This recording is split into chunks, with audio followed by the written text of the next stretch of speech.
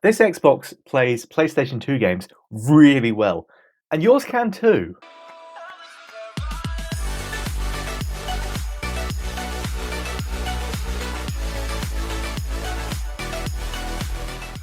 So throughout this video, we will be talking about the Xbox Series S, but this does actually work on all sorts of Xboxes, and actually came about when I tried to do this on the Xbox 360, because until recently it even worked as far back as that, but the marketplace is now shut down, so it doesn't work anymore. But any newer than the Xbox 360, and this will work. Still, I think specifically the Xbox Series S is one of the best consoles you can buy at the moment for retro gaming. I've been a big fan of retro gaming for quite a while now. I grew up kind of in the PlayStation 1 to PlayStation 2 era. That was my peak childhood gaming experience. And so now that I'm that little bit older, it's really great being able to go back and play those childhood games. However, most of the time when I do play retro games, I do it on some sort of handheld. Obviously, the biggest beast being the Steam Deck, but I also have a number of like Ambernic emulator handheld consoles. I also have the Analog Pocket, which is up here and is something I do want to do a video on at some point. But my point is, it's always kind of ended up being handhelds. It hasn't always been the case. I think one of the first times I kind of got a emulator console would have been a Raspberry Pi hooked up to my TV with a couple of USB controllers, playing some old SNES games. And that worked quite well, but requires dedicated hardware. So what would I do in 2024 if I wanted to play some retro games on the big screen? And the answer is get an Xbox. As slightly strange as that might sound, it really is the best option.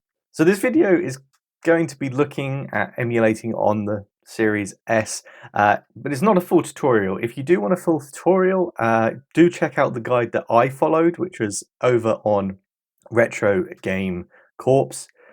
I will post that down below. It's a really great step-by-step guide that takes you through everything you need to do to get this up and running.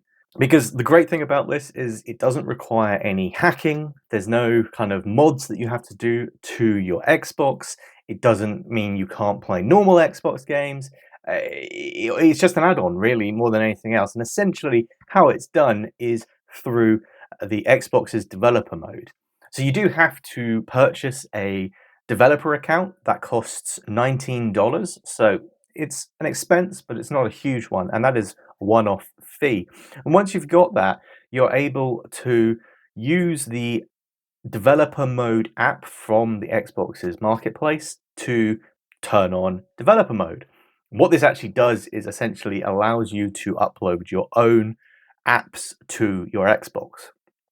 And of course, some very clever people have then built versions of a range of different emulators to run through that process. So you can download those and then install them on your Xbox in this manner. You can then also use external storage now to actually store your ROMs and other files that you need.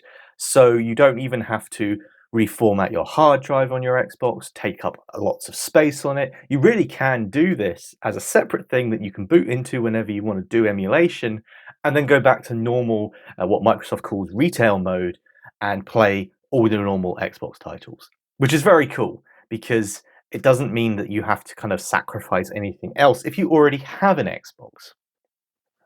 And if you don't already have one, well, the Series S goes for about £250 brand new and a lot less secondhand. So it's really quite a good, inexpensive way to have a modern console that can play all your old classic games, essentially anything from PlayStation 2 backwards. And I think that's where, for me, it really shines. PlayStation 2 games work absolutely brilliantly. This was the console that I had as a teenager, so it really was kind of my peak gaming time as a child. And one of the great things about that kind of PlayStation 2 catalog is there really is something for everyone.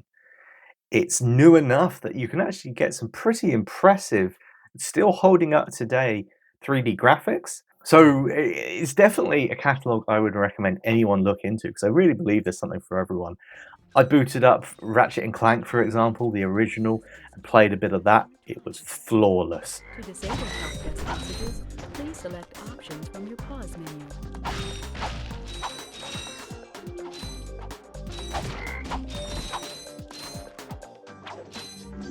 Gadgetron's OmniWrench 8000 includes a new comment stop feature.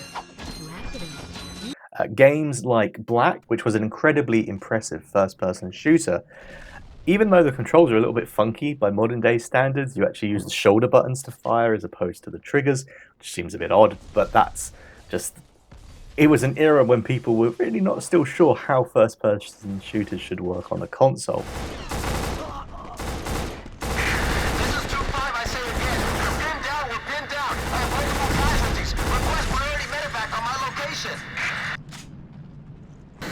Copy that. Evac en route. ETA 5 minutes.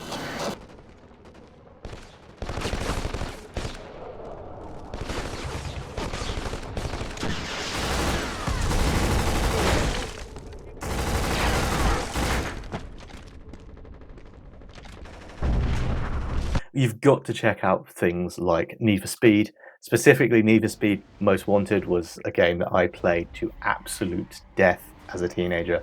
I loved that game. It was a lot of fun.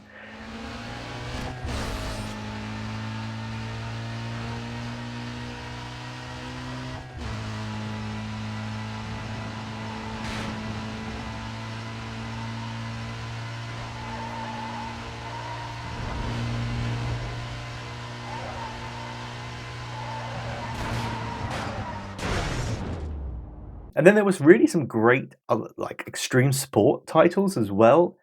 SSX 3, for example, brilliant, brilliant snowboarding game. Really recommend that. And I still think it holds up today. Again, graphically, it's pretty good. It really was pushing the PlayStation 2 to its limits, but it shows well. And with things like upscaling and everything else that is supported in these emulators, it doesn't come out bad at all.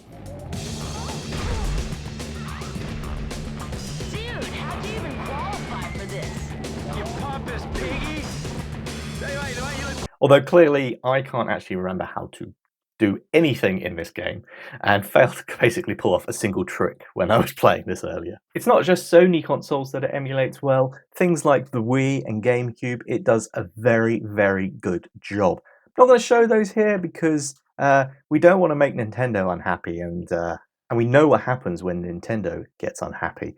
So I want to show that, but it does it very well. Dreamcast is also another really good one, especially if you want to play some Crazy Taxi. Oh, brilliant game from the arcade, but also on the home console. Brilliant. Hey, get it! Good job! Go to the jewelry shop!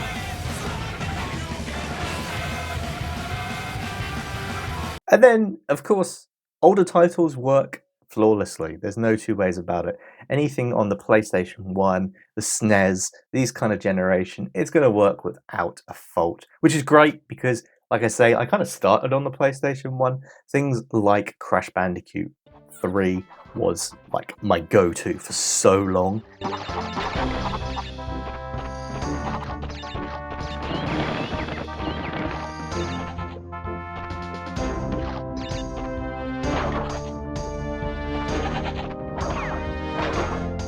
And then there's also a really great catalogue of games that I never got to really play when I was a kid. Things like Driver 2, which I'm now getting into.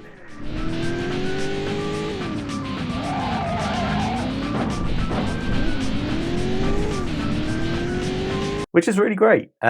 It's cool to explore a catalogue of games that I didn't actually at the time ever play, but now can.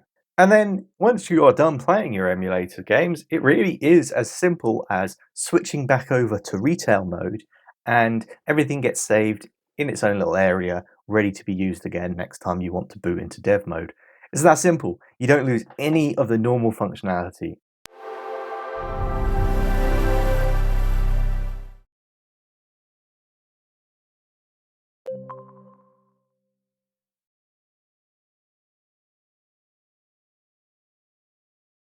So this is why I really think this is the best way to play old console games on the big screen.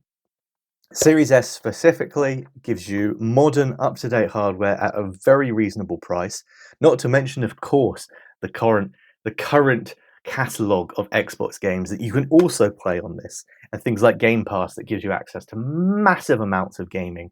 But the fact that you can then also install your old classics on here very easily without any modding. Yes, it takes a bit of time, I must say. Probably took around 2 hours end to end for me to actually get this all set up. But the guide that is linked down below really did hold your hand through the whole process, and I had no issue whatsoever getting it set up through that. So just a short one today, but I hope you have enjoyed it. A quick look at something that I'm going to be using a lot over the next few weeks. I absolutely love some of these classic games, and being able to boot them back up on the big screen has made me realize how much I miss them. So I'm going to be doing a lot of classic gaming, that's for sure. But I hope you've enjoyed it, and if you have, please do make sure to hit that like button and subscribe. We're still a very small channel, so every single subscription really does make a big difference. Thank you very much for watching. I hope you've enjoyed this week's video, and I'll see you again very soon. Bye for now.